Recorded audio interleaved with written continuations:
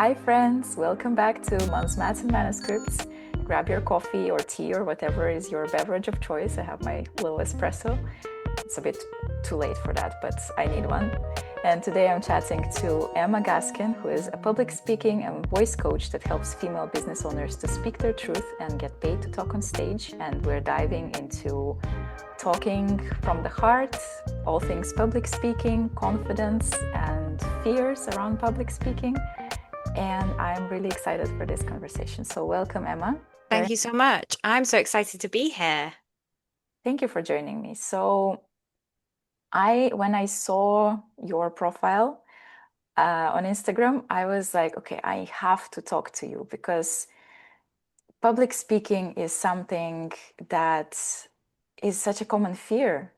It's such a common anxiety. Like, I think it's one of the most common phobias, even, people are so scared of it. And I can relate to that so much. I used to absolutely dread it and hate it. And which is a little bit ironic given that I kind of have a podcast now and I talk to people for a living. But I used to be rubbish at it, let's say. And it was such a big fear. And I think, I mean, I know that it is a big fear for also many of my former colleagues. And I haven't really met many people who are loving it. I've met people who are good at it and can project confidence, but I haven't met many who love it. And this is kind of the distinction and um, the difference between the two that I wanted to talk to you today. But let's start with your story. So you are actually originally a speech pathologist, right? Yeah, that's right. Can you tell me about your journey to that line of study and line of work initially, and then we move on from there? Yeah, sure. So I studied at university to do speech and language therapy or speech pathology, it's known as in different countries. And for the last sort of 10, 11 years, I've helped people with um, brain injuries or stroke survivors to speak again after sort of these events.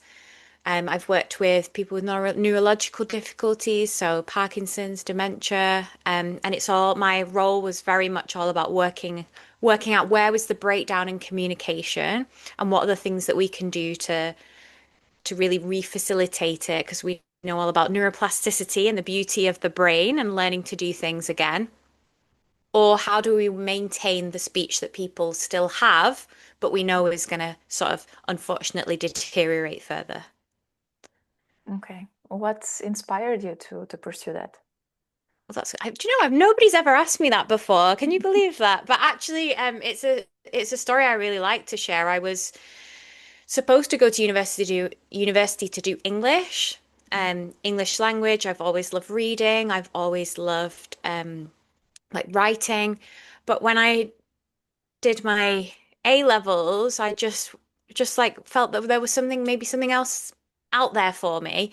And actually, it was my mum who worked in a school had spoken to an educational psychologist who she sort of told them what I'd studied, and he came back and said, "Oh, she should have a look at speech therapy."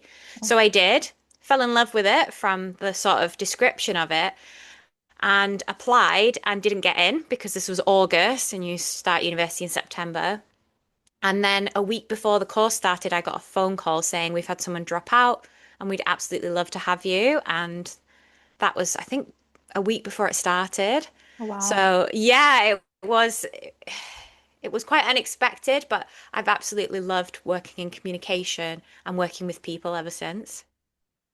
So it was kind of like a serendipitous situation that brought you to that, and then you fell in love with it.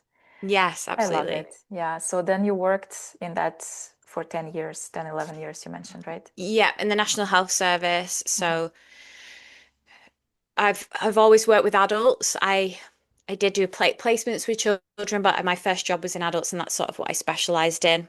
Mhm. And then sort of worked in that ever since, really. I see.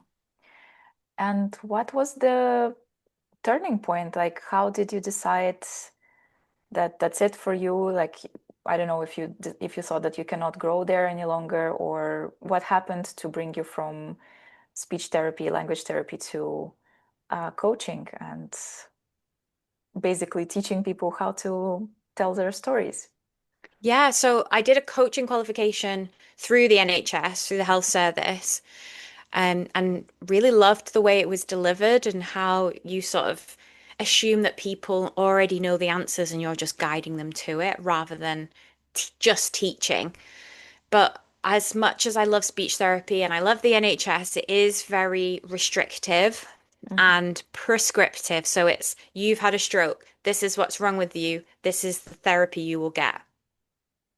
Whereas in coaching, even though in speech therapy they teach you to be holistic and look at a person as a whole, it is much more medical and you miss so much of the person when you do that. So if I had two clients, two patients who had had similar types of strokes, they have similar issues, you do similar therapy with them, yet one of them does much better than the other. Why is that? And Hmm. usually that comes down to mindset, to motivation, the want to communicate, the people they've got around them encouraging these things. So the beauty of coaching is you have that element of it as well. It looks at a person as a whole. And I can help people without being like, well, you've had 6 sessions, that's it, you'll have to go. I can help people and give them that gold standard of care that I've always wanted to do that Hmm. wasn't always possible when you're in a public health service situation. I mean, I understand that. Yeah, it's a bit ironic that the gold standard of care is not really applicable to to these places very often. It's Yeah, and actually I something I really struggled with when I was in one of my roles, my colleague left and I was the only one left in the team. This is when I was doing home visits for people who had come home from hospital after a stroke. And my colleague left. I was the only person in the team, and the caseload, the amount of people needing to be seen tripled. This was just at the beginning of COVID. And I remember saying to my manager at the time, like, I just can't give the people the level of care that I want. And she was just like, we just have to live with the fact we can't give a gold standard of care. And I was like, but why?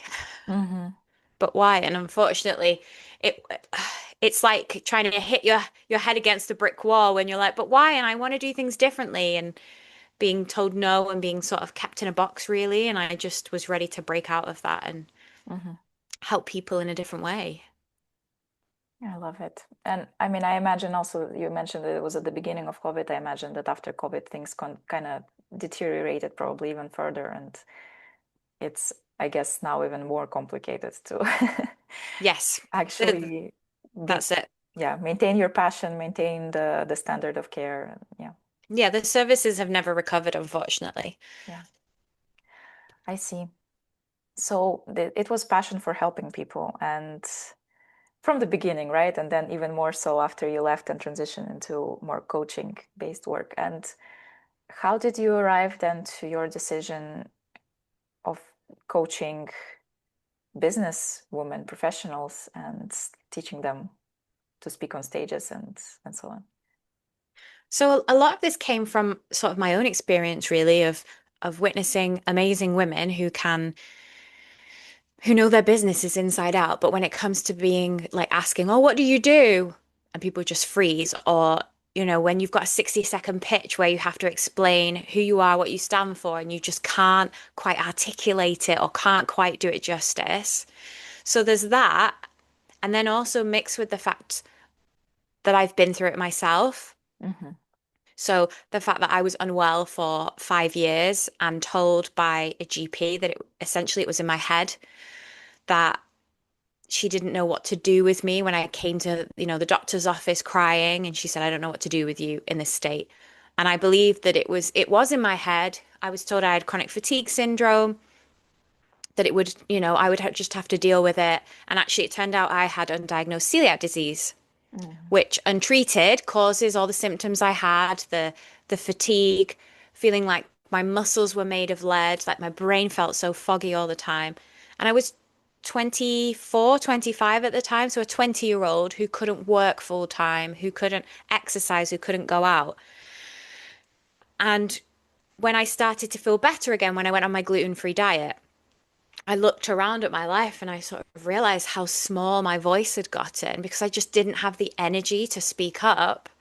And because I believed that well, if it is in my head, I can't trust myself and I can't trust my own voice. Mm.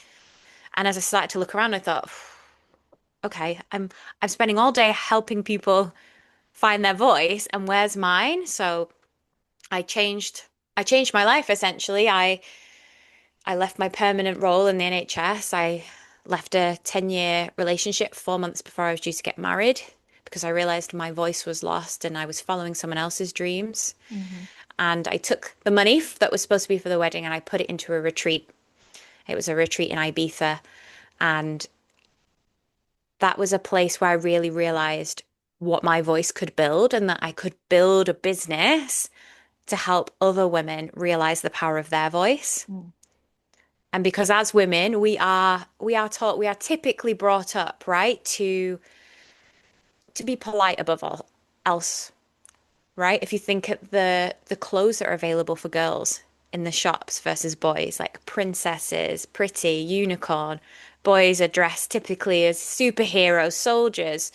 So from a young age, we are conditioned to be polite, to be kind, to be nurturing, versus being bold, being independent, and that sticks with you. And then as you grow up, it sticks with you to the point where, women are wait till they're 100% ready to apply for a job versus men that will wait till they're 70% ready.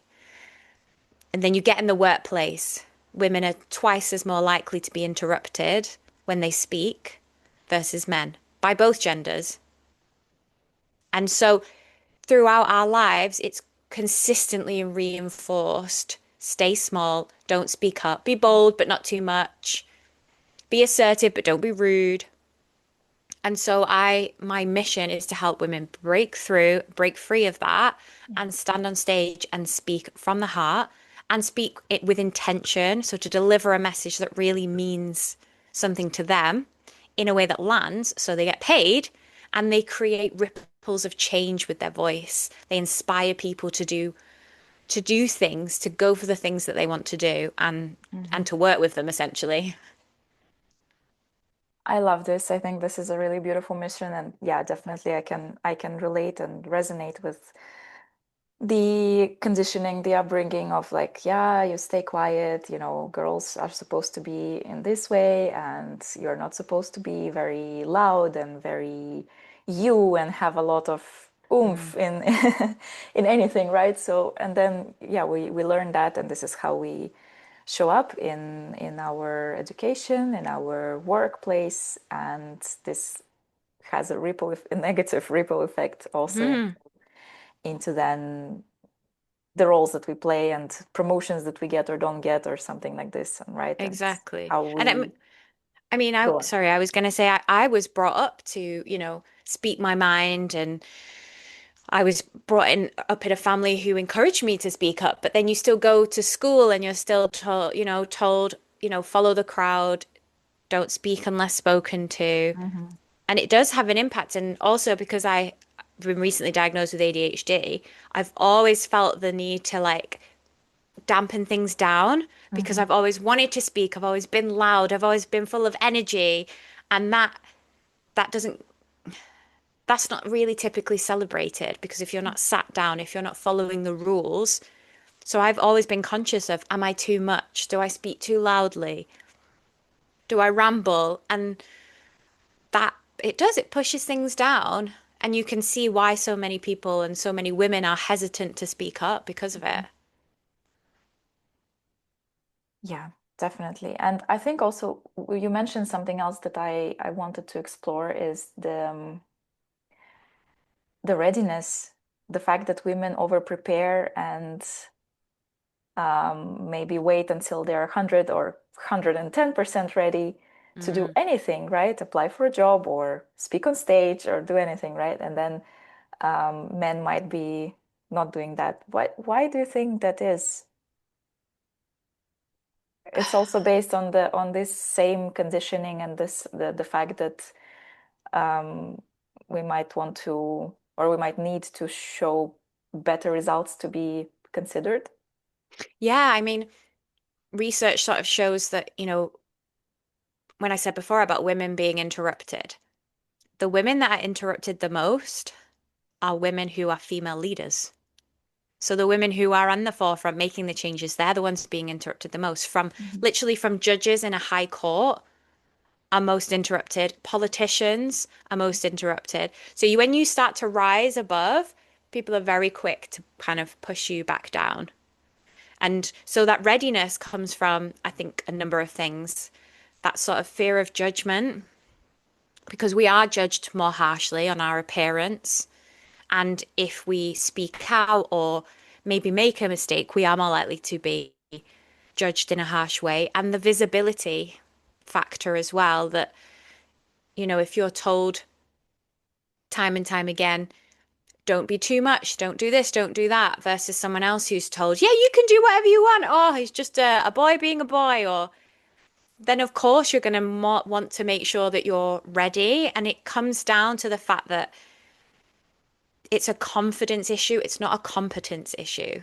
Mhm. Because you've got men and women on the same level, and one of those people is more likely to go for it than it's confidence. And you'll see it time and time again where you'll see other people who are not as qualified as you, who don't have as much experience of you, who seem to be getting bigger, better opportunities. And it's not because they're more competent because they're better. It's because they've spoken up, because Mhm. they've asked for things, because they're more willing to put themselves out there. And that's mindset and that's confidence. Mhm. I mean, it's obviously very clear and visible probably in corporate environments, in business world, but I think in my experience, I also saw that in science, in academia, and um, with the fact that men are usually more confident and um, can bullshit through their through Yeah. their presentation, through their work much more than women, and women would make try to make sure that their work is impeccable and bulletproof and their presentation is just Mm. perfect until they do it. And men, I think, are more likely to kind of wing it. And it's interesting to witness that, and a bit of a shame, let's be honest, because we all have something of value to say, and yeah, it's we all should be listened to and heard.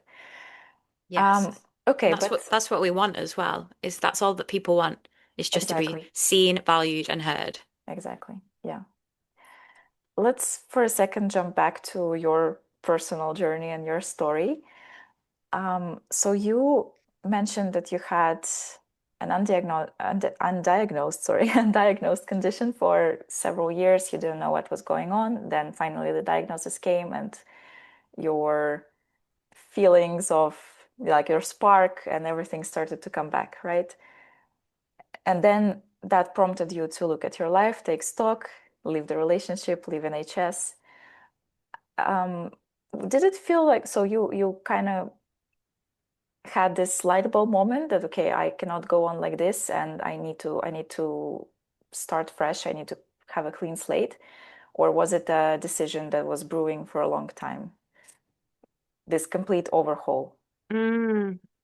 It was a bit of both. I think over time, I had realized that, something in the background in your mind going, there's got to be more than this. It's almost like restlessness feeling of there's more out there, there's more than this. But there is a very distinct moment when I remember being sat on the edge of my bed in my NHS uniform, and it felt like there was this rain cloud on my head, and it was like a pressure on my chest and my throat that just followed me around all the time, and just thinking to myself, like, is this it?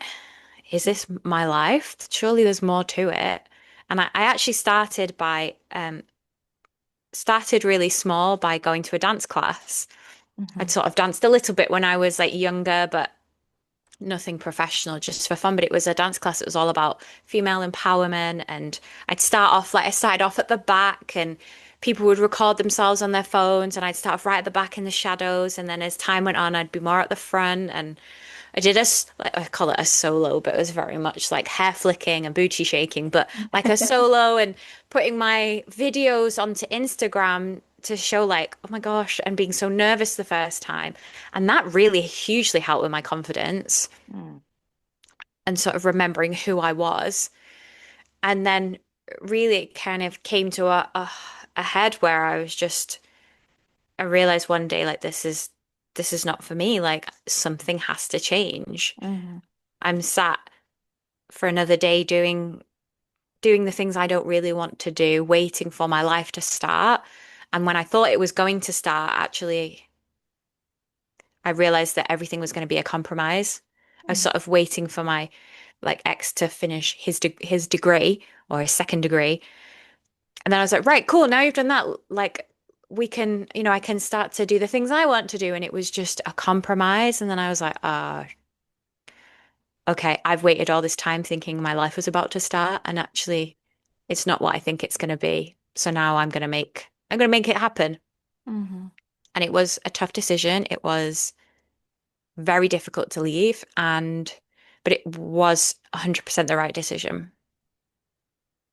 This is very inspiring because actually one of my kind of big reasons, big whys in life in a way is to so I have a son, right? And I want him to know that he is not a tree. And if he's not in a nurturing and safe environment for him, he is not attached to it. He can leave because this is what I felt as well. Like I was kind of feeling stuck in academia and in a PhD, right? And then I made a decision that nobody understood, and for everybody outside, it kind of seemed like it was like I'd gone off the rails, I'd gone completely crazy because it looked spontaneous from the Mm. outside, but it wasn't. It was also kind of brewing for a while. So I can relate to your story very much, and like I also actually went back to dancing. No way. For me, it was tango though. When I made Love. that decision, I went back to dance classes, and I kind of also reconnected through that with the part of myself that was dormant while like I or put on hold Mm. while I was achieving things in science, quote unquote, right? And yeah, so I can I can very much resonate with Wow. your story, and definitely I find it so inspiring that when people do these drastic changes that are right for them without really, without worrying like, oh, I put so much time or I put so much effort without considering the sunk cost fallacy and there's already so much time put on or money into the wedding vendors and things like that. Hmm. So, but no, you have to live your life, and if it's not nurturing for you, you have to then start fresh. So, Yeah, but I was really lucky that I had a friend who supported me with that decision because for friends and family, it looked very like what is going on, like what has happened. But it was just something that I decided like this is it. It's got to change. I cannot imagine how hard it was, but I am so happy to hear that you now see it as the best decision, as the thing that yeah was turning Yeah. your head. No, it's like one of those things where you think surely I can't do that. Surely X is not possible, like or Y is not possible. And then you do it and then you start to realize, oh my goodness, if this is possible, like what else? Like Hmm. and it's kind of similar with a lot of things where there's been so many things and so many self-limiting beliefs I've had. I'm not this, I'm not that. I couldn't do this, I couldn't do that. And then you start to achieve them, you start to smash through them, you think, wow, okay, and you just realize you have this glass ceiling above your head that you can lift, you can smash through, you can shatter it, and what else is out there for you to sort of conquer, which is actually really exciting. This is such a good perspective that yeah we need to see these things as exciting and not daunting, right? I guess it's the same with maybe speaking opportunities and giving presentations at conferences or talking on stage or whatever it is, that we can try to reframe it as excitement and curiosity and how can I do this, how can I tell a story instead of being so fearful. So maybe that is a good segue to why are we so scared of it. Yes, Yeah. very good question. So a lot of it comes down to there's a couple of things. So you, as you mentioned, like so many people, it's one of the top fears of all time. It's around estimated around 70% of people have some sort of fear of public speaking, which is huge. And Yeah. to the point where is consistently rated as one as the top fear above the fear of death. What? So people are more likely to be willing to be in the casket or in the coffin than to be reading the eulogy. And when you put it like that, you're like, this is crazy. But it also shows that you're not alone. You're not the only person that feels this way. Hmm. And a lot of that is because of the spotlight effect. So the feeling of everybody's looking at me, everybody can see what I'm thinking, what I'm feeling, when actually most people are sat in the audience thinking about what they're going to have for dinner that night. And it comes down to this innate survival instinct to be part of a pack, to be part of a tribe, to survive, because Hmm. coming out of that and being on your own, that would mean you wouldn't survive, right? And even though that's not necessarily the case now, it's still very much intact. And I sort of liken it to like our brain is like this computer with outdated software.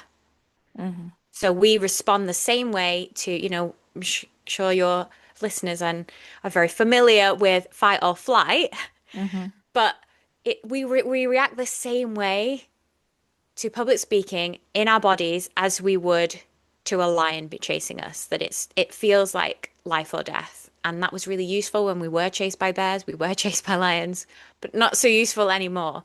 But it is can feel like the same physical symptoms Hmm.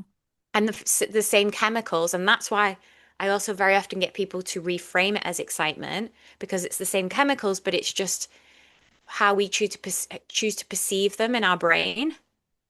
If you think about like fear and excitement, that like the adrenaline feeling you get, so maybe like the spark in your chest or like feeling like you've got all this energy that you want to run around, the shaky voice, that all of that you can experience in excitement as well. Yeah.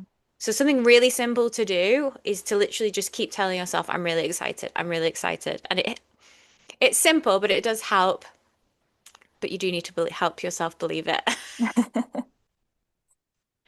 That's, yeah, it's true what you said that we, like, our environment has changed. We are not really um, being cast out of our tribe or our village if we are choosing to speak up, but it does feel like that, and our biology hasn't caught up with this, right? Right. So, Exactly. um, yeah, I am really loving the reframe of that fear and adrenaline as excitement, and it's something that I'm going to try. One tip I will definitely recommend is I will say to my clients, tell me one thing that you're excited to share with the audience. So it Hmm. might just be one thing like, oh, I've got this really cool video to demonstrate this concept, or I know that this tip is going to be really helpful for these people, and focus on that, like the one thing that you're actually quite excited to help the people in the audience and tell the people that you're speaking to about, and focus on that. That's a great piece of advice, and I think this is something that, yeah, we also often forget, that we are so focused on maybe sounding smart or being perceived a certain way or giving the perfect talk. I don't know, maybe going through all our slides on time, whatever it is that we focus on, that we forget that there is actually some maybe golden nuggets of interesting things or useful things, helpful things that we are happy or should be happy to share with the audience, right? Exactly. And the big thing is to remember that actually the talk isn't about you. And like you said, we're so caught up on thinking about what they're going to think about me. What if I get it wrong? What if I stutter over my words? But actually, the focus is on the audience. What are you going to teach them today? What do you want them to feel when you finish speaking? What do you want them to do? Because actually, speaking is about the audience and who you're talking to. And once you realize that, A, your talks get a lot better because, as you said, you're not trying to prove yourself as the expert. Hmm. And also the focus goes from you to them. And that takes a lot of the pressure off as well. I think that's going to be so helpful for scientists to understand, because this is something that, yeah, it's often so deeply ingrained that this is about us and our research, and we have to be like we're going to be judged because, I mean, somewhat we are, because then scientists, academics are trained to find bits and pieces in anything that are wrong or not so strong, and like critique it, and you are going to be, but it's not you, it's right, it's your research, it's your work, and it's about that, and about how to make it better, how to make it more strong, and maybe answer the questions that you're seeking to answer, not about you as a person, Yeah, having which is, separate the two. yeah. Separate the two. Yeah, But it's absolutely. it's very hard. I know also from personal experience that this is very hard. Like you are feeling that you are under magnifying glass, and every mistake, inability to answer a question is so scary. And so then you are, you're lying in bed at night and remembering this and thinking, oh my God, how could I do that? Yeah, why didn't I say this or why did I say that? And Mm. and that's why it is so important to learn the skill because that's what it is, like speaking, communicating, it's a set of skills and it's something that's teachable, but you have to A, first of all, find things that work for you and B, invest the time into learning and practicing them. Because we learn how to do so many things, right? We learn how to drive, we learn how to run a business. You might invest in a coach to help you develop your business, or you learn how to do your job, to your science, your research, but you don't really learn how to speak or to Mhm. communicate well. And yet, when you're giving your presentation on your work, when you're introducing yourself, when you're networking, what is the one tool that you're always using? Your communication, your voice. And so that's why it's so worth learning how to communicate effectively and well. It's true that this is not often taught in university, in PhD programs. Like we get generic stuff like don't read from your slides, or um, let's say don't fidget too much with the pointer or whatever. But there is not a lot of conversations happening about confidence and about other, maybe some, yeah, mindset shifts and reframing this nervousness as excitement and this kind of stuff. So what would be maybe some other examples of this kind of like little tweaks, little mindset shifts that can help people going from I hate public speaking to okay, I can tolerate it? Yeah, I think it's realizing that public speaking is, like I said, it is a skill and it is something that's learnable, that's teachable, that you can improve. Like any other skill, if you decided to learn how to play the piano, you wouldn't be amazing at it overnight. Whereas if you already knew a little bit, it's that little bit easier to improve, but it still takes a little bit of time. So mindset shift. So instead of, focusing on maybe the sensations that you feel or the fears that you have, like I said, focusing on the audience, that what you're excited to share with them. And then also building up evidence in your brain that you have got something worth sharing. Like, Mm. if I make a mistake, well, that's okay. Like the perfect speakers, or let's say the top speakers. So if you look at like Brene Brown's Vulnerability TED Talk, it's really powerful. Why? Because of the story she shares. She says quite a few times in that, like filler words, Mhm. but nobody notices that. People are listening to what she's saying and the story that she's telling and how she makes you feel. It's about the Mhm. connection. And I know, as a scientist, it might be like, well, how do I do that about research? But for example, actually, I was asked to do a speaking gig for a pharmacology company about presenting research at a conference. And so one of the things that was in my presentation was how do you make the audience care? Mm. So if you're going to present about, and please excuse me if I butcher this, but if you're going to present about, for example, a condition like COPD, which is a set of lung conditions, right? And you're talking about a treatment, you can talk about p-values, you can talk about variables, and people are going to be like, okay. And yes, I know as scientists, you will zoom in and pick that out. But if I say to you that 100,000 people every year cannot walk to the shop and back because they're so breathless, but this drug means that they can do that. Think of somebody in your life that maybe can't do anything without an inhaler, who maybe can't go down to the local shop, they can't get up and down the stairs. With this drug, they can do that. And this meant that their quality of life is better. They can play with their grandchildren. They can, chase their dog around the yard. That quality, suddenly it becomes human and suddenly Hmm. becomes interesting. And you're connecting with that story. Maybe you're thinking about someone in your life who's got, say, asthma or has breathlessness that you can relate that experience to. Yeah. And that's the way in with public speaking, think about it as a skill. Think about how you can bring in a story Hmm. and think about just one thing that you think, ooh, actually, I'm quite excited to share. Maybe you are excited to share about your work and focus on that. I love that it's about connection and, yeah, connecting with the humanness of it all, even if we're talking about sharing data and graphs and numbers and not really stories, but there is a story and there is an aspect of vulnerability maybe in everything, right? So maybe we just haven't looked for it hard enough.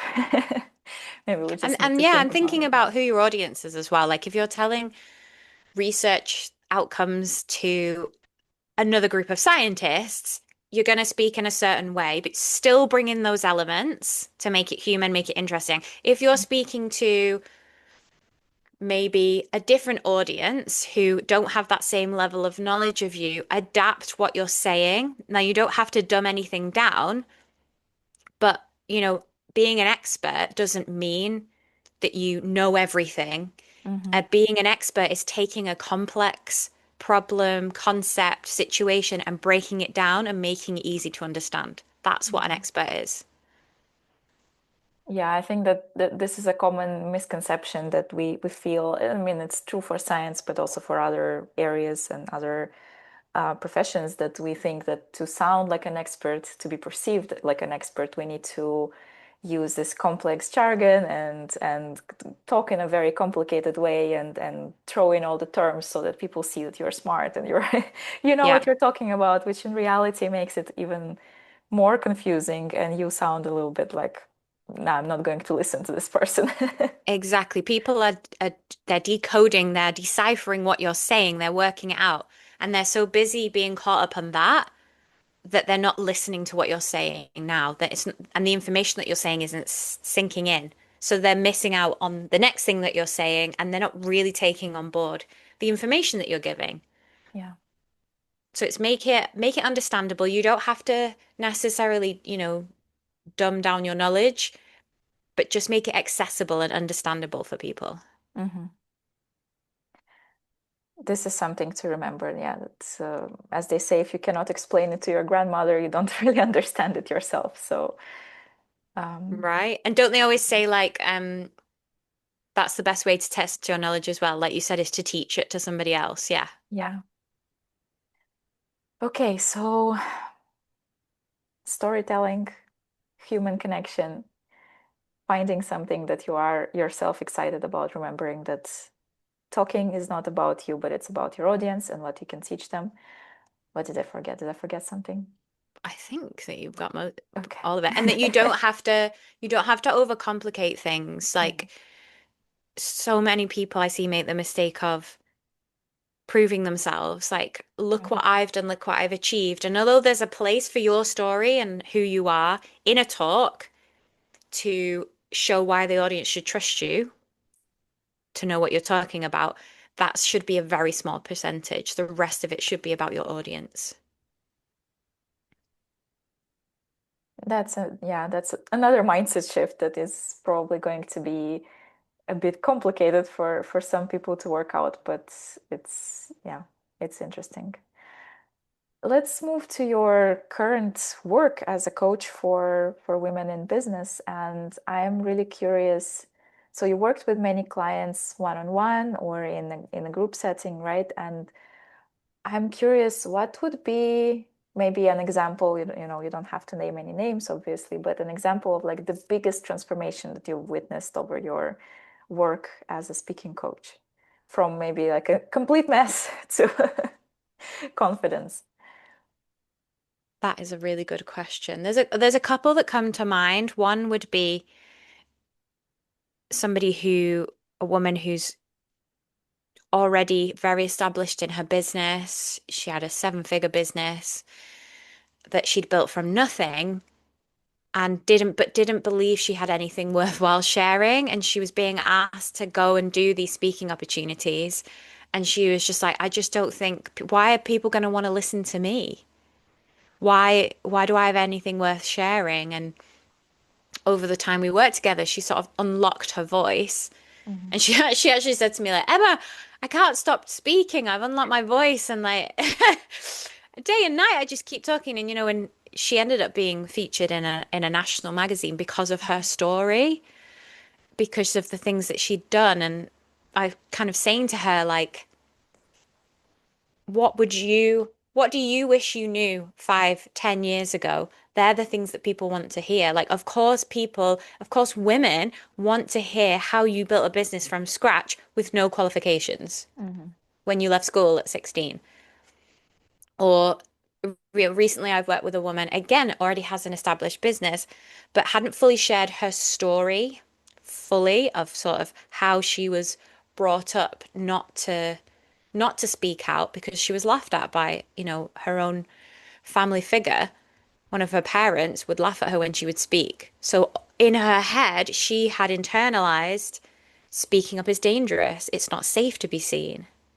Mhm. So working through, and that's always the first step of my framework, my speak up framework is everyone will have these beliefs and these self-limiting beliefs, these stories, these narratives when it comes to speaking. So, as I said, for me, it was around like, don't be too much, don't be overbearing, don't stop trying to be the center of attention. When for Mhm. other women, it'll be a similar through line, but for maybe a different reason. Like it's not safe to speak up, or maybe someone who's very shy because they don't believe they have anything worth saying. So that's Mm. that's a big part.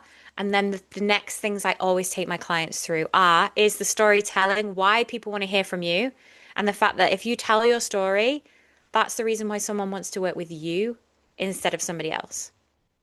And this client that I just worked with, like I said, having been told that she would been laughed at every time she spoke, she went on sort of stage and shared her story for the first time in full.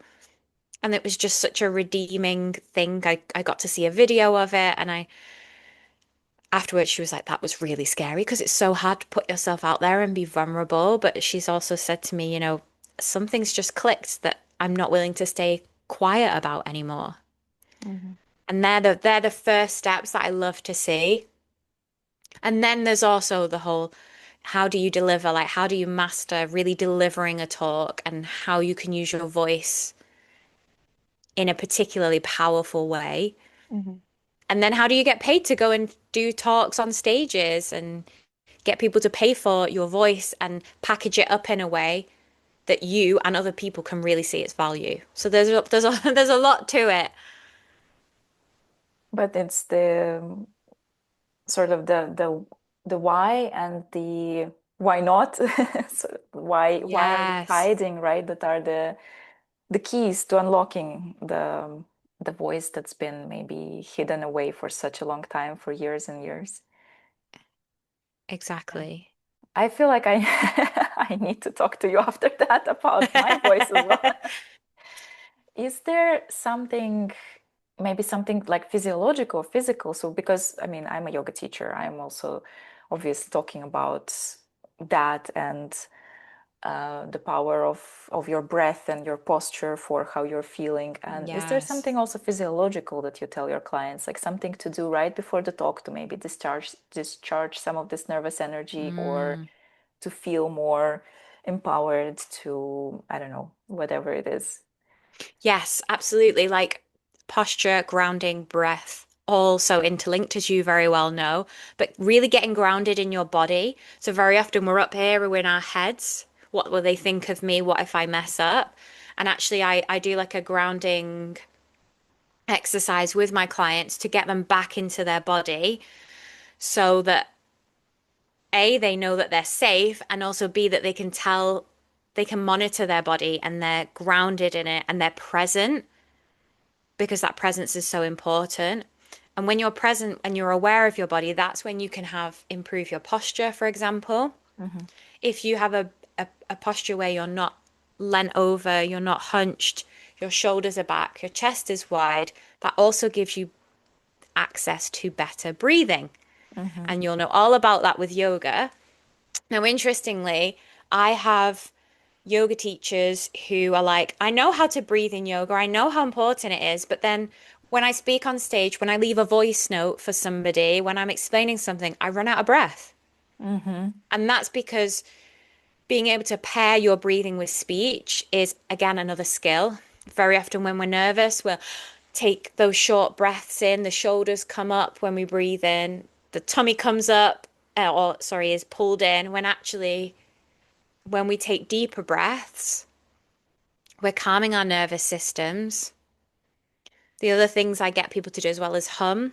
Hmm. It's a good warm up for your voice, but also it's a great way to stimulate the vagus nerve, and that's going to tell your body and your nervous system that you're safe. Yeah. But a big, big part is breathing. So without breath, there is no voice. You always speak on an out breath. So, like, try, if people are listening back to this, pause it and try speaking on an in breath, and it sounds really strange. Yeah. And that's because the air travels from our lungs up into our throat where our vocal cords live and they vibrate. That's what produces voice. So if you're breathing very shallowly, not only are you sort of telling your body that you're in danger, but physically things tense up and you're not getting the right breath support. And that's where you can feel very short of breath as well when you're Hmm. speaking. So it's all about staying grounded, being present, calming that nervous system, and making sure you're breathing. So this is almost like you say, the physiology, the science behind speaking. Because if you're full of adrenaline and nerves, how are you also going to move the muscles that you need to speak Hmm. when things are feeling shaky, when you're not feeling in control of your body? This is also something that we rarely think about. Like we are trying to get through the talk maybe in the allocated time as fast as possible, cram as much information in there as possible. So we talk faster. We again breathe more Hmm. shallowly and Hmm. shakily because of Hmm. that, and that influences how we speak. And maybe if we just talked a little bit slower and a little bit more mindfully and like we're more Yes. present, that would make the speech better instead of, I don't know, more boring or what we might be thinking about. Okay. Another question, I think maybe one of the last ones is, so you are on stage and the nervousness, for me at least, whenever I was giving a talk, speaking even to tiny audiences of my like research group, um, the nerves would be there for the first maybe couple of minutes, but then I would relax into it. Mm. But there were also still moments when maybe I would talk and then lose the train of thought and kind of freeze up because I forget what I was going to say next or where I was going with this thought. And then you freeze up and then you're like, oh shit. And what do I do now? What do you do in this moment? Oh my goodness. I have been there, honestly. I have been there. And I was stood in front of a group of women and I couldn't remember what came next on my slide. And and I'd never, like, I'd been nervous before and I still get nervous when I talk now. That is absolutely normal. But I remember this fear of this like wave of panic coming up my legs, up into my chest and my body, and this feeling I'd never had before that I wanted to run from the room. And I froze and I couldn't remember my words. And there's a number of things you can do, like when that happens, pause, get a drink of water. People Mm, expect you to have a drink of water. By the time you've walked to get your water and come back, something will have turned up. mhm, I actually flicked to my next slide and was like, oh yeah, and sort of carried on. And don't be afraid to pause and maybe if somebody's asked you a question, for example, repeat the question. Say, so for example, what do you do when you freeze up on stage? I could say, what do you do when you freeze up on stage? That's a really great question. I then have my water. Hmm. Okay. By that time, you've had a good few seconds. Something will come to your mind. And what I will say is that that pause that you think lasts an eternity is much shorter than you think it is. And actually, I wrote a post on like LinkedIn and on Instagram about it. And people who were in the audience were like, what? And they thought I was like making it up for the content. But when I Hmm. watched the video back, you can't really tell. So Hmm. all of this feeling, emotion, and fear was inside my body, and I can remember it so well, this wave, this ripple, and this feeling of like I need to leave the room. Hmm. And you couldn't tell on the outside. Yeah, So just remembering people don't know what's going on with your brain, that a pause is okay. And actually when a pause is done well, it's very powerful when you speak. that's that's a skill as well, I imagine, like making a Oh pause yes. very like calm and full of intention and not just like, oh my God, I'm I need to run away from this situation. Yes, that's when you really step into your power as a speaker and you almost take your power back.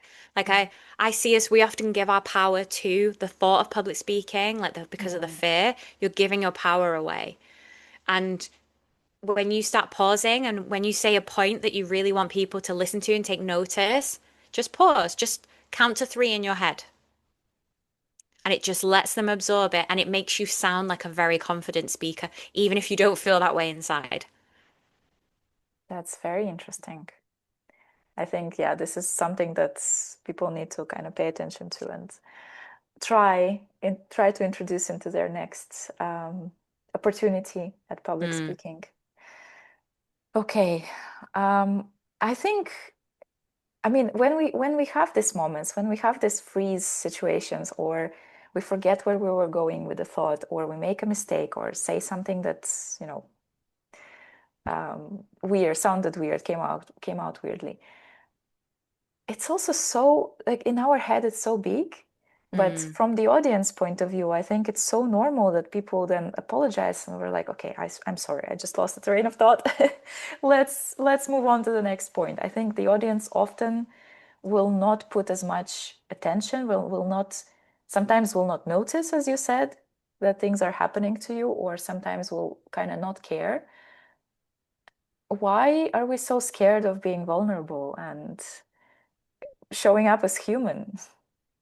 It's that fear of imperfection, right? Like you say, being seen as human, being seen as not perfect, and that fear of like, what if I put myself out there? I'm myself, I'm seen as myself, and I'm rejected. And again, it comes down to that innate need to be accepted. Hmm. But instead of the fear of what if I'm too much, and what if I mess up? What if I freeze? Well, what about if you went out there and you did a really great job? Like, what if you got amazing feedback? What if one person from your talk did something different because of the words you said?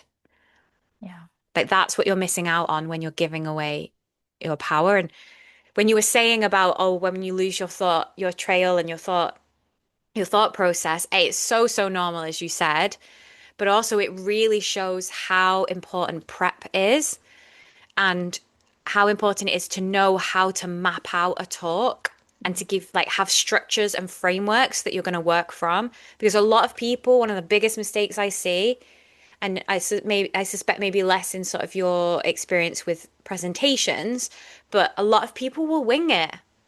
A lot of people will wing it because either they're so afraid to face the fact that they're going to go and do it, so they just wing it and leave it till last moment, or because they're confident. I can speak about this. Hmm. But when you go off track, yes, it's human, or when you go off on a tangent, like how boring is it to listen to someone that goes on and on and on and doesn't know when to stop? When you know how to speak, how to communicate, how to use frameworks, how to use structures, you sound like a leader and you sound interesting and people Hmm. want to listen to you.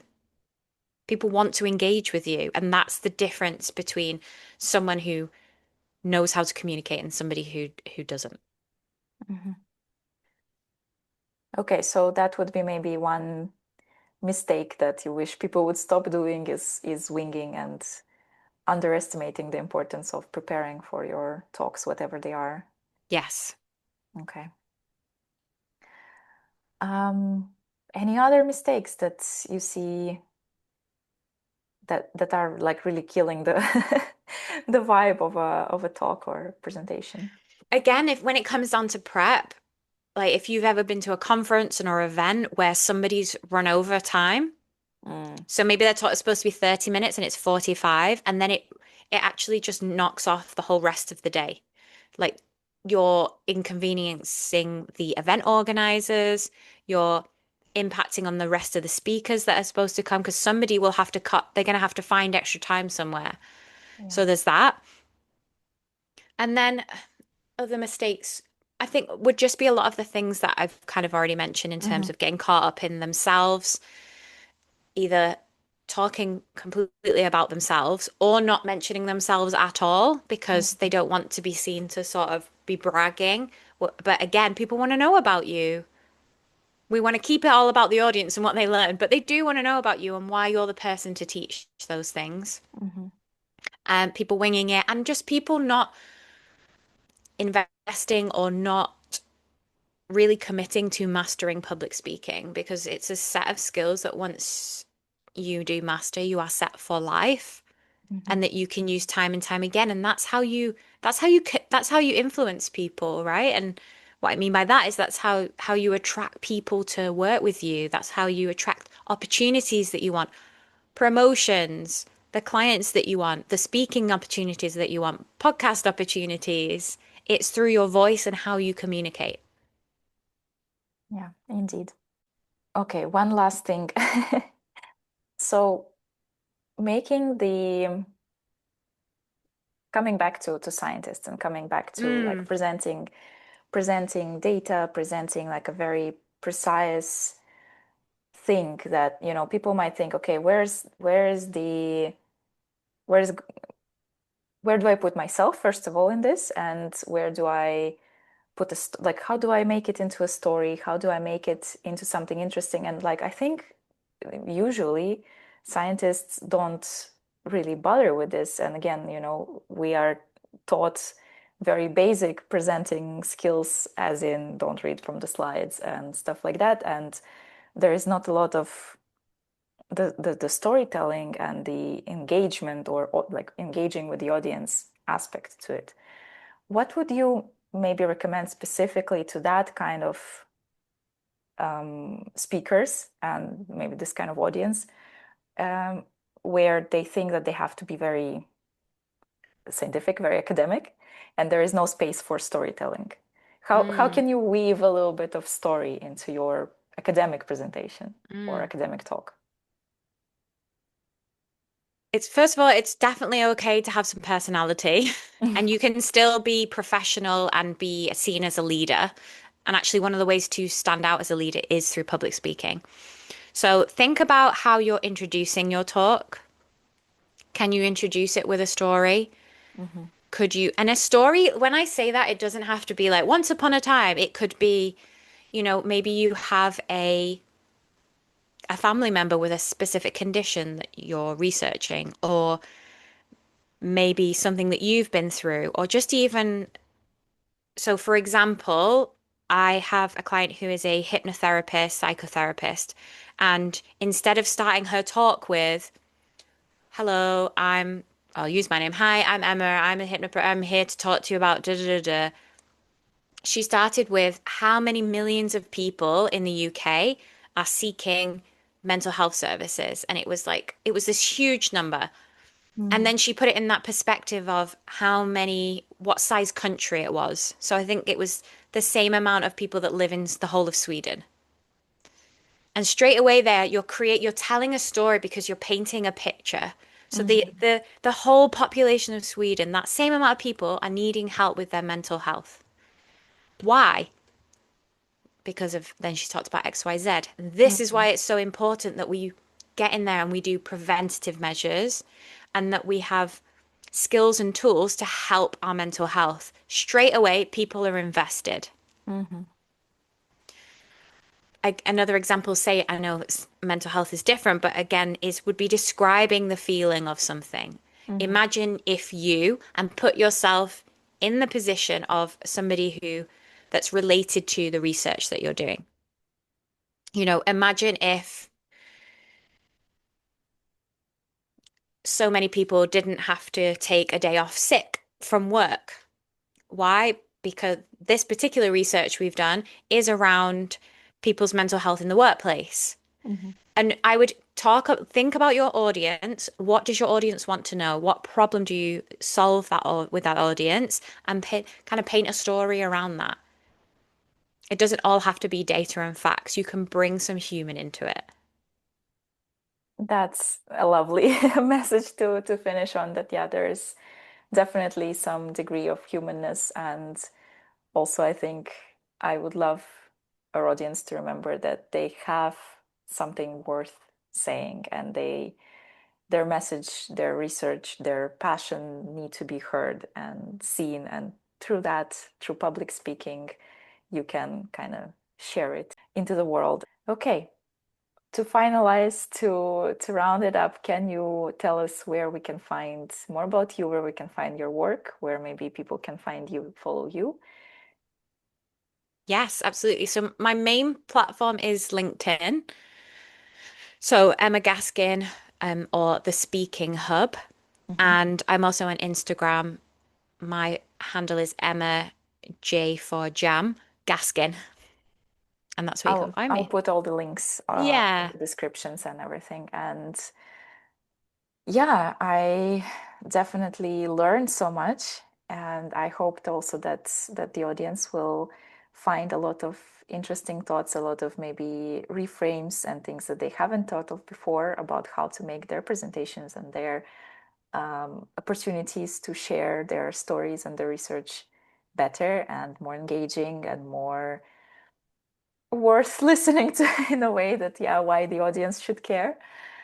So thank you so much for sharing your story, for sharing your advice, for sharing your wisdom with us. And I really loved this conversation. Thank you for joining me. You're so welcome. Thank you so much for having me and giving me this platform to share my message. And thank you to our listeners for joining us here. And don't forget to follow, don't forget to share it with somebody who might need to hear these tips, this advice, this mindset shifts. And this really helps more people find about our espresso fueled conversations. And I'll see you soon.